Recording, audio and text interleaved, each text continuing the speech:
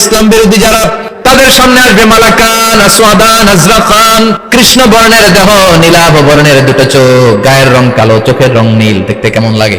আলিফ লাইলার ভূতের মতো। কথা কন, গায়ের রং কালো, চোখের রং নীল। দুইটা আসবে, এসে ত্রাস সৃষ্টি করবে, এসে বলবে, বল তোর রবের নাম কি? আমার রব্বুক।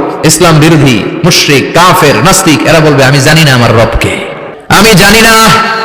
আমি তো আজীবন শুধু চেয়ার করেছি, মদ খেয়েছি, আমি ধর্ষণে সেঞ্চুরি করেছি দুনিয়ার বুকে, আমি টেন্ডারবাজি করেছি, চাঁদাবাজি করেছি, আমি মাস্তানি করেছি। আমার দাপটে এলাকার ইসলাম প্রিয়রা বাসায় ঘুমাতে পারে না। আমি ছিলাম টেন্ডারবাজ, আমি ছিলাম গডফাদার, সন্ত্রাসীদের লিডার, আমি ছিলাম ডন 1 2 3 সব। আমি ছিলাম ডনের ডন, আমি ছিলাম মাস্তান রংবাজ। রব টব কি আমি তো জানি না। লাদ্রি লাদ্রি, আমার জিজ্ঞেস করো না।